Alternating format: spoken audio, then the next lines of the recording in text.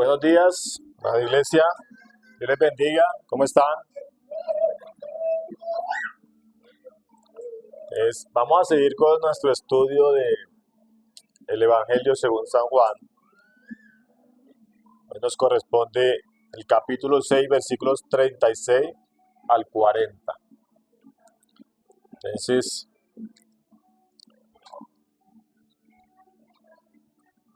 ya están todos ahí, ya tienen todos la... Juan capítulo 6, versículos 36 al 40.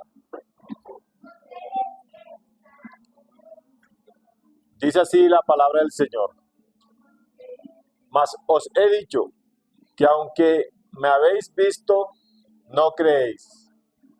Todo lo que el Padre me da, vendrá a mí. Y al que a mí viene, no le echo fuera.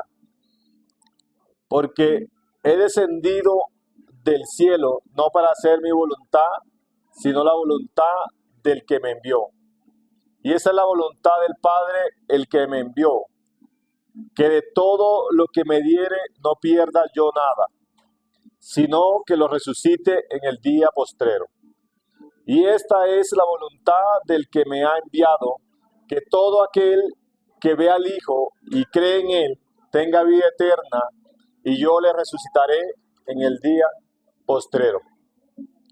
Algunas Biblias tienen estos versículos resaltados en color rojo, indicando que son palabras del mismo Señor Jesucristo. Que lo que hemos leído, estos 4 versículos, gran parte de este capítulo 6, fueron palabras dichas por el mismo Señor Jesucristo.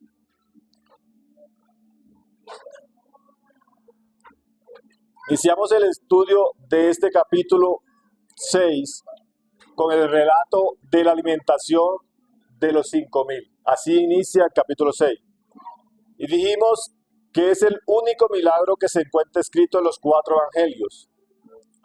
También que el apóstol Juan quiso redactar este milagro como preámbulo de lo que sería uno de los discursos más profundos que podamos leer de las enseñanzas de nuestro Señor Jesucristo, mostrándose como el pan que descendía del cielo, enviado por el mismo Dios y siendo él mismo Dios encarnado, porque así como el Dios de Abraham, Isaac y Jacob los alimentó con el maná del cielo y les dio carne en el desierto hasta que se saciaron, él siendo Dios, conmovido a misericordia, también los alimentó con pan y peces hasta quedar satisfecho. Pero tenía algo mejor para ofrecerles, el pan de vida. Él mismo, desde ese momento, ya se estaba entregando como el nuevo pan que habían de comer los que viéndole creyesen en él como el Hijo de Dios, que descendió del cielo, enviado por el mismo Dios. Y ahora participábamos de la cena del Señor hace unos minutos y recordábamos el pan y el vino. Y lo que leemos aquí en el capítulo 6, todo esto que hemos estado leyendo hasta hoy, es esto mismo. Es Cristo ofreciéndose como el pan de vida. Esto era lo que el Señor ya estaba enseñando, que Él iba a hacer eso. Ese era el pan que Él mismo ofreciéndose como el pan en ese momento. Es interesante saber que los panes que tenía aquel muchacho eran panes de cebada. Si usted lo lee ahí más atrás, se da cuenta que dice que los 5 panes eran 5 panes de cebada, que en ese entonces eran considerados de baja calidad y sinónimo de pobreza. O sea, el que comía pan de cebada era porque no tenía buenos recursos para comer un pan bueno hecho de trigo. La cebada era como algo menos, más de menor calidad, ¿sí? Como que no había cómo y entonces tocó hacer pan de cebada. Esos panes era lo que ellos habían comido y con lo que se habían alimentado y por lo que caminaron tantos kilómetros para que el Señor les siguiera dando. Un pan de cebada que, como vuelvo a decir, es interesante tener esto en cuenta de la comparación que se está haciendo aquí entre esos panes de cebada que eran considerados amenos, símbolos de pobreza, de baja calidad, en contraste con Jesús, que es las primicias de todos. Entonces, tenemos un pan de cebada, ¿sí? Aquí tenemos a un Cristo ofreciéndose como el pan de las primicias, un pan limpio, puro, sin levadura, preparado por el mismo Dios al que ellos decían adorar. Era el que estaba, ahorita el hermano nos decía, él es el que sirve el pan. Era el mismo Dios sirviendo ese pan ahí. Él les estaba sirviendo ese pan, dispuesto por el Hijo para que todo el que en él cree participe de él y nunca más vuelva a tener hambre. Esto es lo que estaba pasando aquí hasta el momento. El mismo Dios había preparado este pan. Un pan, los israelitas le llamaban panísimo al primer pan que se hacía de la harina que era sin levadura, totalmente puro, de harina pura. Y los que mejor lo preparaban lo hacían con flor de harina, que era el que se llevaba el pan de la proposición. Ese era símbolo de nuestro Señor Jesucristo, lo que se colocaba ahí en el tabernáculo, el pan de la proposición. Esto es lo que el Señor está diciendo aquí, que Él era eso, lo que se está ofreciendo, que solo lo podían comer quienes, los sacerdotes. Hoy nosotros tenemos el privilegio de participar de la cena del Señor, porque el Señor, como dice la palabra, nos ha hecho real sacerdocio, nación santa, pueblo escogido por Dios. Somos nosotros. Y Dios nos dio el privilegio de poder participar de eso. Este mensaje de hoy tiene por título La voluntad del Padre cumplida por el Hijo. La voluntad del Padre cumplida por el Hijo. Y esta porción se ha dividido en 3 partes. La primera parte, los que rechazan participar del pan de vida. Versículo 36. Los que rechazan participar del pan de vida, se rehúsan a comer. Recuerdo hace unos años se puso de moda, mucho más en las mujeres que los hombres, el dejar de comer para adelgazar. Y hubieron muchas muertes por causa de la bulimia y de la anorexia, porque la gente, y mucho más las jovencitas, habían decidido el no comer para adelgazar y morían de inanición, se llama eso, el rehusarse a comer. Y mucha gente hoy muere de inanición espiritual porque se rehusan a comer del pan de vida. Es, primera parte, los que rechazan participar del pan de vida, versículo 36. Mas os he dicho que aunque me habéis visto, no creéis. Aunque me habéis visto, no creéis. ¿Cuán grande maldad es esta?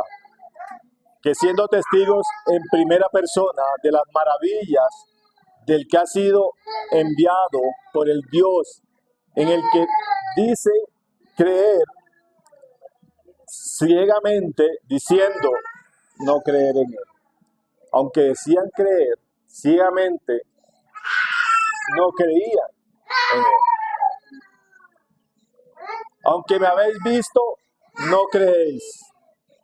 Estas palabras concuerdan perfectamente con las dichas por el Señor Jesús en el capítulo 3 del mismo Evangelio de Juan, versículo 19, que decía: y esta es la condenación, que la luz vino al mundo y los hombres amaron más las tinieblas que la luz, porque sus obras eran malas. Es lo que hoy el Señor le estaba diciendo aquí. Después, más adelante le está diciendo, aunque habéis visto, no creéis. ¿Por qué? Porque sus obras eran malas. Porque amaban más las tinieblas, preferían el pan de cebada antes que el pan de vida.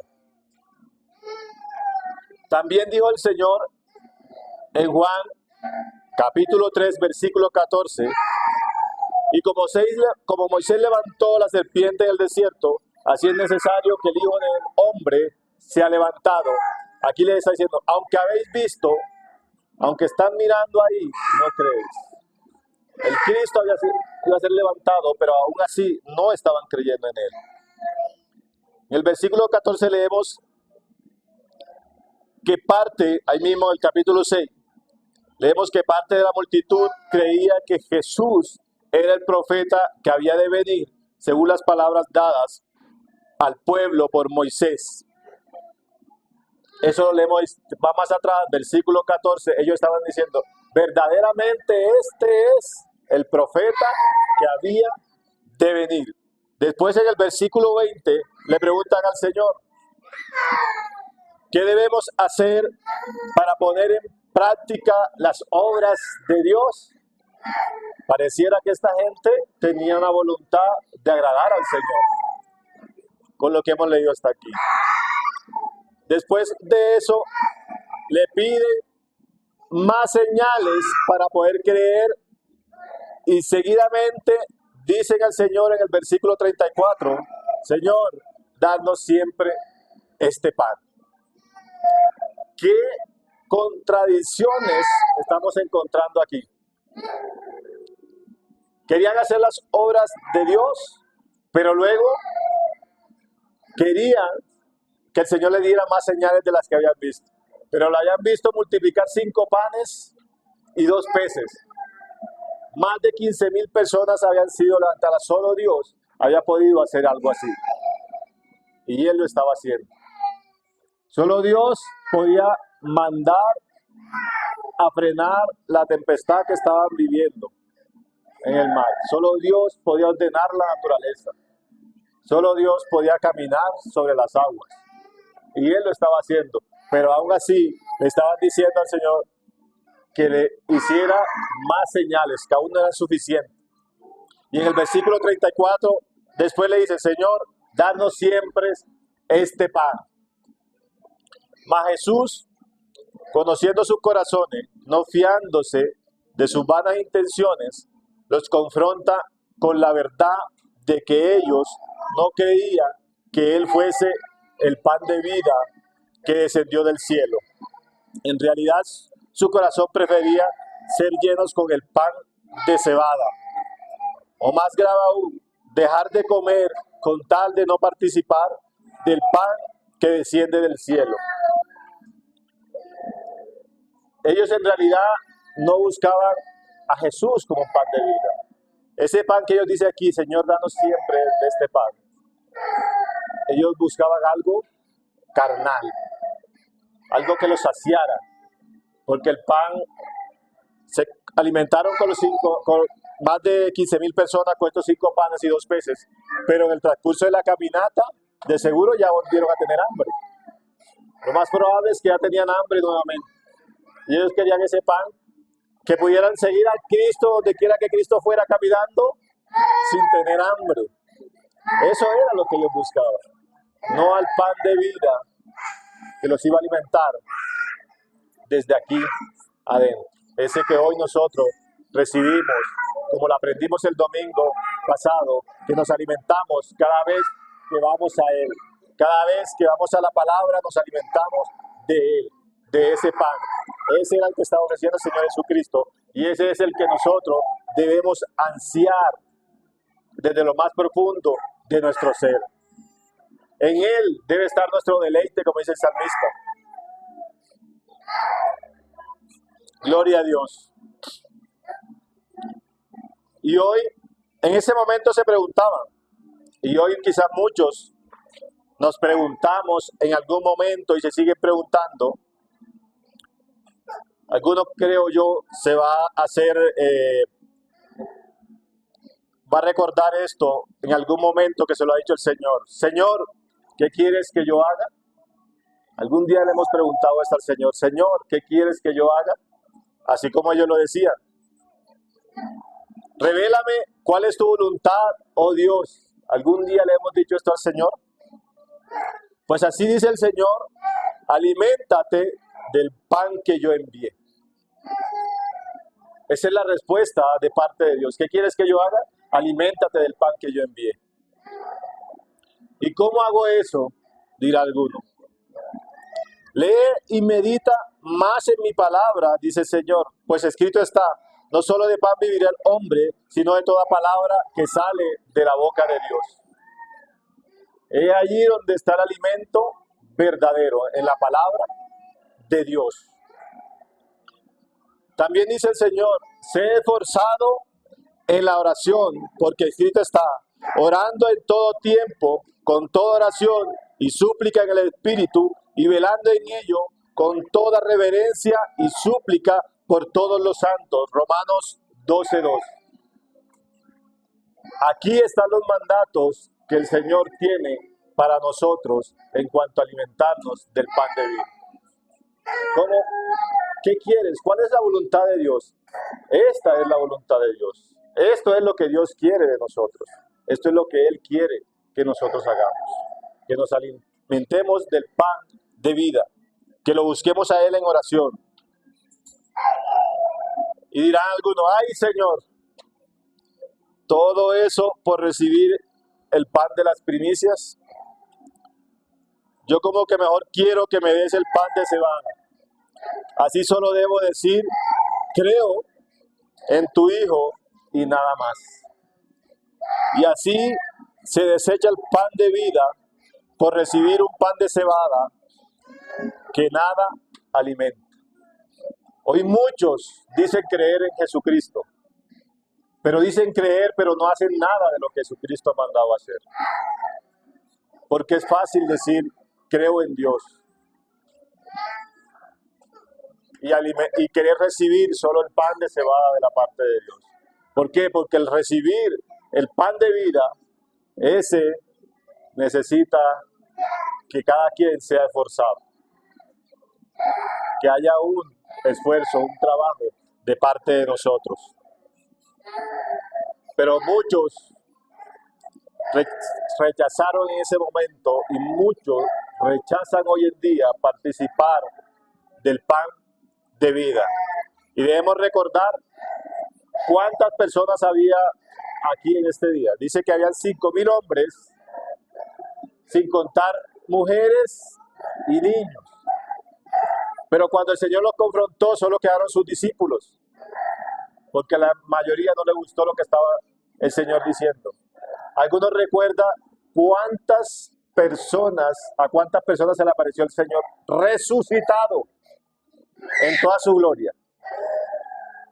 Más de 500 personas vieron al Señor resucitado en toda su gloria. ¿Cuántas había en el día de Pentecostés?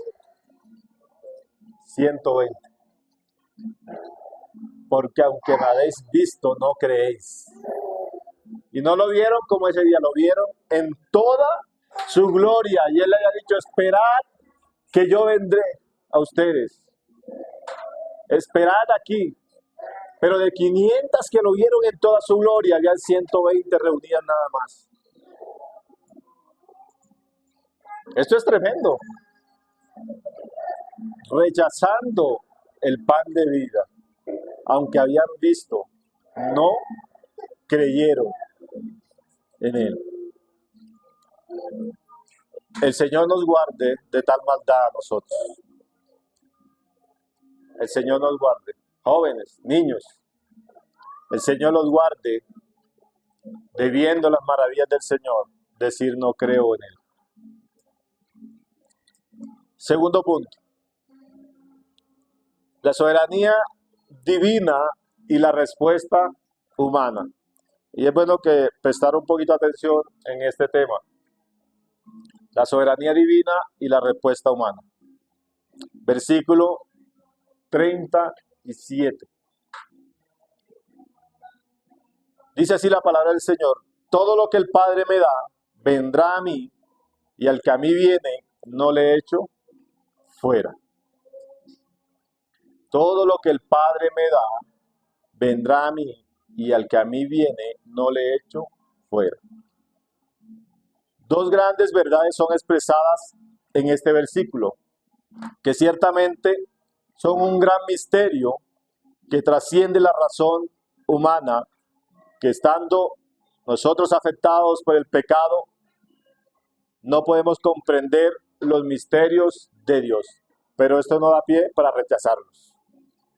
Son verdades que están en toda la palabra, y así hay que recibirla como una verdad de Cristo. Todo lo que el Padre me da expresa la completa soberanía de Dios en cuanto a los que Él ha escogido, pues muchos serán los llamados y pocos los escogidos. Y dice también: tendré misericordia del que yo tenga misericordia, y me compadeceré del que yo me compadezca.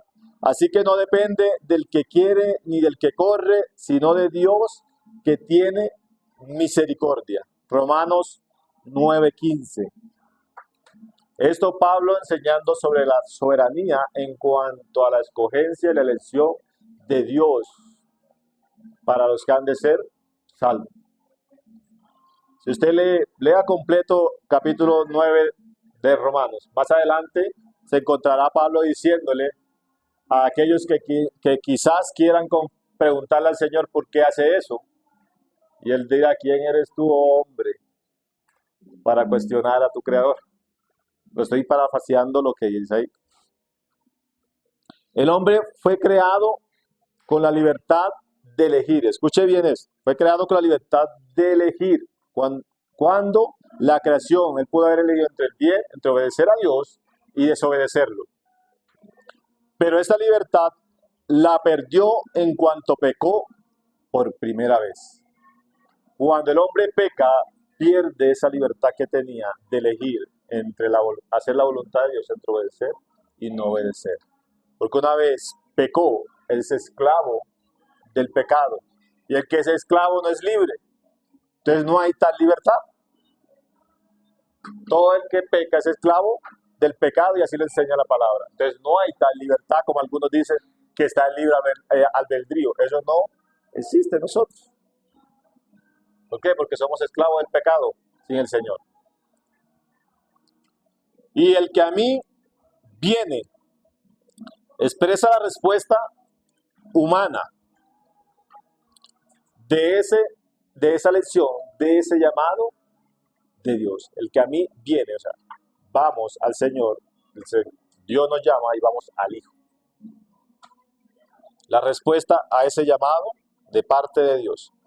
Ha sucedido que algunos tomaron una de estas dos verdades separadamente de la otra, transformándolas en lógicas doctrinales, llevándolas a los extremos, convirtiéndolas en medias verdades. Sin embargo, Jesús expuso estas dos verdades unidas, juntas, una al lado de la otra, ¿sí? Porque leemos ahí: todo lo que el Padre me da, vendrá a mí. Juntos, seguido. Hay una respuesta inmediata. Y aunque estas se cumplen en la experiencia humana, hay que reconocer que el reconciliar la soberana gracia de Dios con la libertad y responsabilidad del hombre, como lo he dicho antes, está mucho más allá del entendimiento humano. Hay una, en cuanto a esto que eso es uno de los misterios de las Escrituras, pero esto no nos puede llevar a desecharlo, como hacen las sectas cuando no entienden algo, ¿sí? Como han hecho los testigos de Jehová cuando no entienden este tipo de pasajes. De hecho, ellos hacen de este pasaje, en cuanto dice: y esta es la voluntad del Padre que me envió, para decir que el Hijo no tenía voluntad propia y que por eso no podía ser Dios.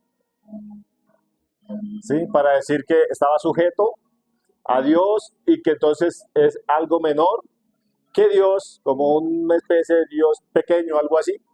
Es lo que dicen los testigos de Jehová, porque aquí dice que él solo hacía la voluntad del Padre. No es porque fueran uno solo y él replicaba lo que el Padre decía, porque eso es lo que enseña esta palabra, que él hacía lo que el Padre decía porque eran uno mismo. ¿Sí? Y ellos toman esto, uno de estas doctrinas que se ha ido al extremo es la de los testigos de Jehová, que ha desechado estas verdades de parte de Dios.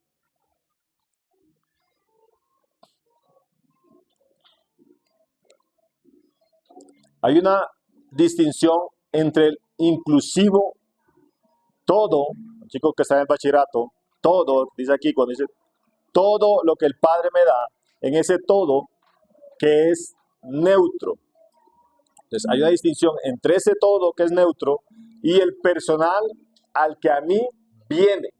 ¿Sí me hago entender?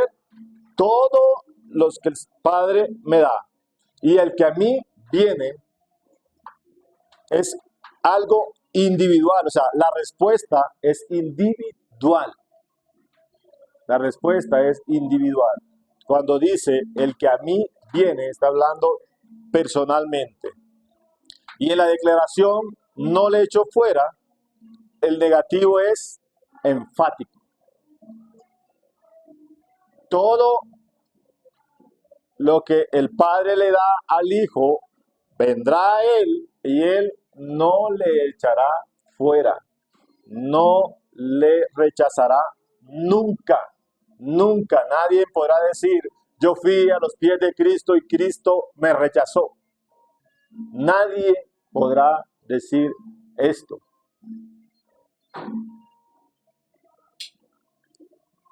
Hay un actuar de parte de Dios en cuanto a la elección y el llamado, o en cuanto al llamado y la elección, y una respuesta o responsabilidad de parte del ser humano en cuanto al creer. ¿Sí? El creer es responsabilidad de cada uno de nosotros. El creer en el Señor Jesucristo es responsabilidad de nosotros.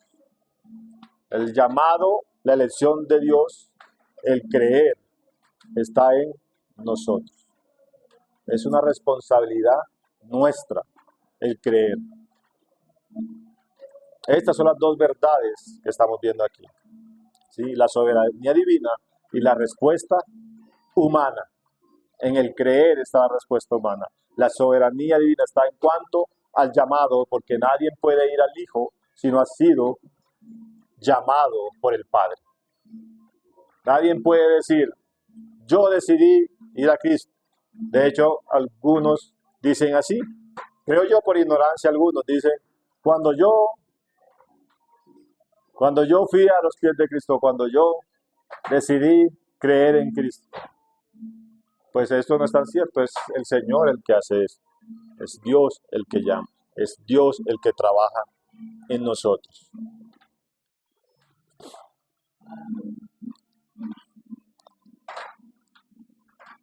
Tercer punto. Lo he dado con una pregunta. ¿Cuál es la voluntad del Padre?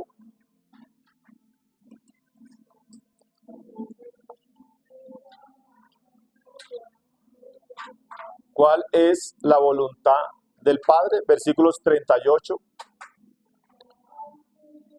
al 40.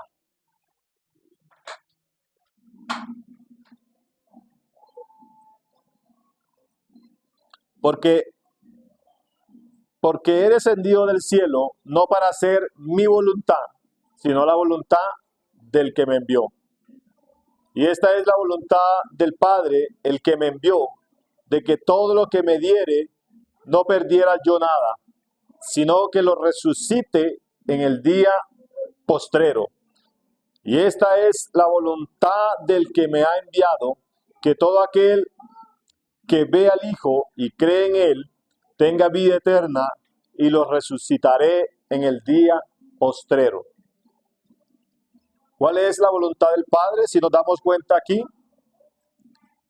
esta palabra es la más recurrente en estos tres versículos, voluntad, voluntad, la voluntad del Padre, y toca aquí el Señor Jesucristo algo muy importante en cuanto a la resurrección. ¿Cuál es la voluntad del Padre? Esto es lo que el Padre desea o el Padre quiere. La voluntad del Padre que el Hijo cumple a cabalidad. La multitud quería llevarlo y hacerlo su rey en ese momento. Lo querían como rey para ellos. Los discípulos que se quedase con ellos para que fuese su maestro.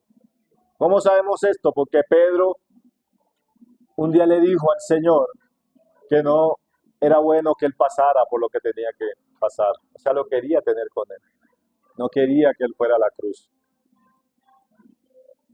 Los discípulos anhelaban tenerlo a él ahí, por siempre.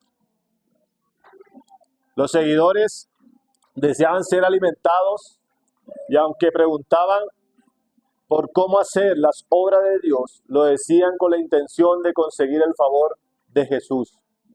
Pero nada de esto es la voluntad del Padre. Y esto es algo que el Señor Jesucristo está haciendo aquí y le está aclarando a ellos. ¿Por qué? Porque ellos estaban queriendo muchas cosas, pero Él viene a decir, es la voluntad de mi Padre es otra. La voluntad de mi Padre no es esta que ustedes quieren, no es lo que ustedes están pensando. Y escuche bien, abramos bien nuestros oídos, porque Jesús no vino al mundo para complacer los deseos carnales, mundanos del ser humano. No vino Cristo a eso, para complacernos a nosotros, ni nuestros deseos. ¿Acaso antes de Cristo Dios nos sanó enfermos? Antes de que Cristo estuviera aquí en la tierra, Dios no tenía poder para sanar enfermos. ¿No lo hizo el Señor con Naamán el sirio? ¿No lo sanó? ¿No resucitó muertos como al hijo de la viuda de Sarepta? También lo hizo antes de Cristo. ¿No hizo descender el maná del cielo y de una roca y que de una roca brotara agua el Señor antes de que Cristo viniera al mundo? ¿No hizo también que la naturaleza lo obedeciera como en el diluvio? ¿O como cuando Elías oró y no llovió por más de 3 años? ¿No es este Dios? Antes de que Cristo se encarnara, ¿no podía el Señor hacer todas estas cosas? ¿No las hizo el Señor? ¿No lo leemos en la palabra del Señor? ¿No lo leemos en la palabra? Y podríamos seguir hablando de las muchas maravillas que hizo el Padre sin la presencia del Hijo hecho hombre aquí en la tierra. Escuche bien, sin la presencia del Hijo hecho hombre aquí en la tierra, porque el Hijo es persistente, siempre ha existido. Pero todas estas cosas las hizo Dios sin que Cristo estuviera aquí en la tierra. ¿Sí? ¿Por qué? O sea, Dios no podía hacer. Entonces, eso no es lo que nosotros debemos perseguir. Y eso no es lo que Cristo vino a hacer. Porque ya Dios había mostrado que lo podía hacer sin Cristo. Ya Dios lo había hecho antes. Muchas de estas maravillas fueron hechas por el Hijo estando en cuerpo presente aquí en la tierra también. El Hijo también mostró todas estas cosas en la tierra, mostrándose como Dios también. Pero estas obras no eran ni son lo más relevante en cuanto a la voluntad del Padre. Porque lo que el Padre quiere y que el Hijo ha cumplido a cabalidad es guardar, proteger, alimentar a su rebaño como el buen pastor que da la vida por sus ovejas. Gran consuelo es para todo creyente, para los que estamos aquí y que nos ven en las redes sociales. Gran consuelo debe ser para nosotros saberse protegido por aquel que no permitirá que ninguno de los suyos se pierda. Porque así lo hemos leído. Al que a mí viene, no le echo fuera. Porque esta es la voluntad del Padre, versículo 39, el que me envió, que todo lo que me diere no pierda yo nada, sino que lo resucite en el día postrero. Que no pierda yo nada. Y esto va en contra de los que aseguran que la salvación se pierde, porque estaríamos diciendo que el poder de Cristo no es suficiente para guardarlo. Él ha dicho aquí que si viene enviado por Dios, Él lo guardará y no se perderá. Nadie que llegue a Cristo enviado por el Padre se va a perder. Y ese es un gran consuelo para nosotros, porque no depende de nosotros, sino de nuestro Señor Jesucristo. Porque Cristo está, y estando en la condición de hombre, se humilló a sí mismo, haciéndose obediente hasta la muerte y muerte de cruz. O sea, Jesús obedece al Padre a cabalidad. Jesús vino para obedecer al Padre, para hacer la voluntad del Padre, y si la voluntad del Padre es que ninguno de los que Él le dé se pierda, Jesús lo va a cumplir. Jesús lo va a hacer. Si esa es la voluntad del Padre, si la voluntad del Padre que me ha enviado que es que todo aquel que ve al Hijo y cree en Él tenga vida eterna y lo resucitaré en el día postrero, Jesús lo va a hacer. Porque se obedeció, dice aquí, se humilló a sí mismo, haciéndose en condición de hombre. Si estando en la condición de hombre pudo cumplir esto, escuche bien, si estando en la condición de hombre obedeció hasta la muerte, ¿cuánto más ahora, estando a la diestra del Padre, en toda su gloria, obedecerá a la voluntad del Padre, guardando a todos los que el Padre les da para resucitarlos en el día postrero? Si lo hizo en calidad de hombre, ¿cuánto aún más ahora? Y ese es el gran consuelo de nosotros los creyentes. Que Cristo es capaz de obedecer hasta la muerte, la voluntad del Padre. Y que si la voluntad del Padre es que ninguno de nosotros se pierda, Cristo lo va a hacer. Si la voluntad del Padre es que seamos resucitados por la causa de Cristo, Cristo lo va a hacer. Y antes de terminar, quisiera que fuésemos a Corintios, capítulo 15.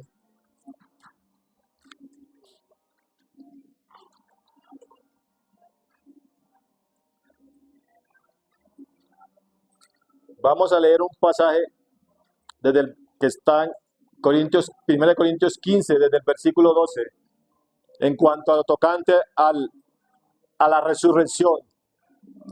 Dice así la palabra del Señor. Pero si se predica de Cristo que resucitó de los muertos, ¿cómo dice algunos entre vosotros que no hay resurrección de los muertos? Porque si no hay resurrección de muertos, tampoco Cristo resucitó.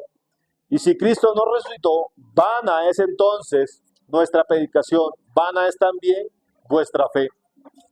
Y somos hallados falsos testigos de Dios, porque hemos testificado de Dios que Él resucitó a Cristo, al cual no resucitó.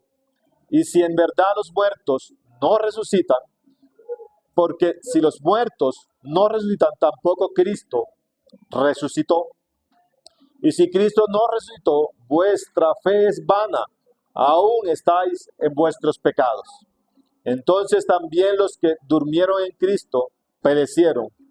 Si en esta vida solamente esperamos en Cristo, somos los más dignos de conmiseración de todos los hombres. Mas ahora Cristo ha resucitado de los muertos, primicia de los que durmieron es hecho. Porque por cuanto la muerte entró por un hombre, también por un hombre la resurrección de los muertos. Porque así como en Adán todos mueren, también en Cristo todos serán vivificados, pero cada uno en su orden.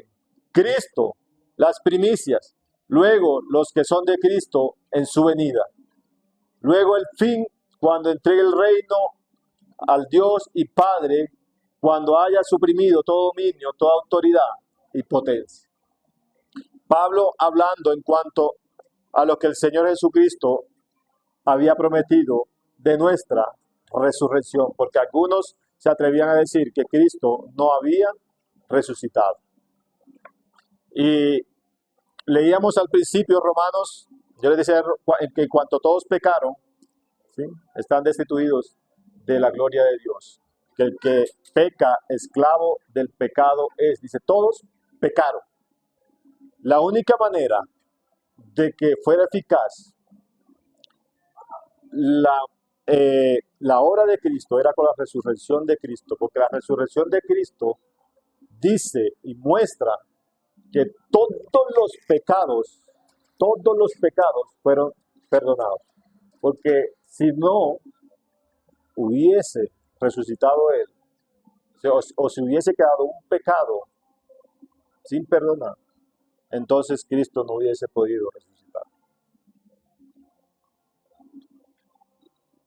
Y no hubiese podido cumplir esta promesa. Pero adoramos y creemos en un Cristo resucitado, en un Cristo vivo, que aunque muchos vieron y no creyeron, nosotros, dice que la palabra, que somos más bienaventurados, porque no viendo hemos creído. Eso dice el Señor Jesucristo, y yo le creo a Él, que somos más bendecidos por creer en Él, sin haberle visto en su forma corporal, sin haber presenciado esto. Hoy creemos por fe, mis amados. Y la invitación es esa, a que no rechacemos el pan de vida. Hoy el Señor está recordando y se está ofreciendo, el Padre ofreciendo al Hijo como el pan de vida. La mesa está servida para todo aquel que quiera participar de este pan. Cada día nos alimentamos y volvemos a tener hambre. Pero cuando participamos del pan de vida, somos saciados completamente. Y aquí esta promesa, sin temor. Alguien me decía en esos días, es que a mí me da miedo ir a la iglesia y decir creo en Cristo y que después no sea capaz de quedarme ahí. Después vaya a defraudar al Señor y vuelva a mis andanzas del trago y mi desorden. Y me da miedo eso. A esta persona hay que enseñarle esto y decirle que es Cristo el que lo sostiene. Que si va a Cristo, Cristo no le va a echar afuera. Que si va a Cristo, no se va a perder jamás. Porque Él es el gran pastor. Él es el buen pastor que da la vida por sus ovejas. Quien hace la voluntad del Padre a cabalidad. Y si prometió guardarnos, lo va a hacer. Y si prometió venir, va a venir. Y si prometió que resucitaremos, vamos a resucitar con Él, viéndolo en toda su gloria. Amén. Alabado sea el Señor. Vamos a orar, amada iglesia, pidiéndole al Señor, si usted tiene a alguien por quien orar, ese es el momento indicado para orar por esas personas que se han rehusado a comer, a participar del pan de vida. Dios Todopoderoso, Creador del cielo y de la tierra, te damos gracias, amado Señor, por tus múltiples bendiciones. Gracias, Dios, por hacernos partícipes, Señor, del pan de vida.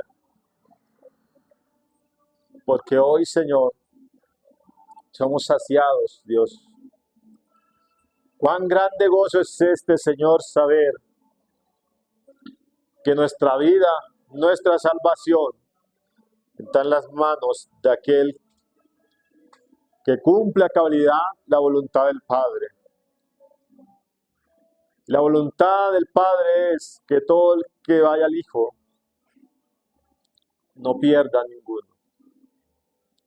Señor, gracias, gracias, amado Dios. Y te pedimos, Señor, por aquellos, Dios, los aquí presentes, Señor, los que lo están viendo a través de las redes sociales, Señor. Oh santo y maravilloso Señor, para aquellos que se han rehusado, Dios, a participar de este pan, Dios. Por aquellos que, oh Dios, que aún no te han conocido, Señor. Que tengan misericordia de ellos, Señor. Que toque su corazón, bendito Dios. Familias, Señor. Amigos, compañeros de trabajo. Dios Todopoderoso. Padre amado, te pedimos por ellos, Señor. Para que los lleves al Hijo, Dios. Toca esos corazones endurecidos, Señor. Coloca un espíritu nuevo en ellos, Señor amado. No le tengas en cuenta, Señor, sus iniquidades, oh Dios de gloria. Olvida sus pecados, Señor, por amor de ti mismo, Padre Santo. Así como nos llamaste a nosotros, Señor, lo hagas con ellos también, bendito Dios de gloria. Oh santo y poderoso Señor, bendito Dios, que se haga tu voluntad, Señor, así en la tierra como en el cielo, Señor. Que se haga tu voluntad en nuestras vidas, Señor, así como en el cielo, bendito Dios. Que haya en nosotros, Señor, ese deseo, Dios, de ir, Padre, por ese pan de vida cada día, de anhelar cada día más, Señor, alimentarnos de ese pan, Señor, no de lo que es efímero, Señor, no de lo que es perecedero, Dios de gloria. No queremos ese pan de cebada, Señor, sino que queremos el pan verdadero, el pan de vida, Señor. Queremos alimentarnos, Señor, de ese pan cada día, Padre Santo. Oh Señor, guíanos, ayúdanos, Dios de gloria. Oh santo y maravilloso Señor, fortalécenos, Señor, y seamos esforzados y valientes, bendito Dios de gloria. Oh santo y maravilloso Señor, gracias te damos, Dios, por esta palabra, Señor, por lo que nos enseñas, amado Dios de gloria.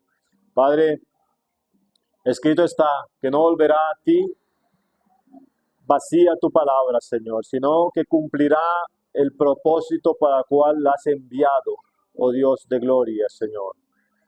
Bendito Dios, que dé fruto abundante, Señor, en nuestros corazones tu palabra, Señor mío. Que seamos esa tierra buena, oh Dios de gloria. Porque poderosa es tu palabra, Señor. Gracias te damos en el nombre de Jesús. Amén.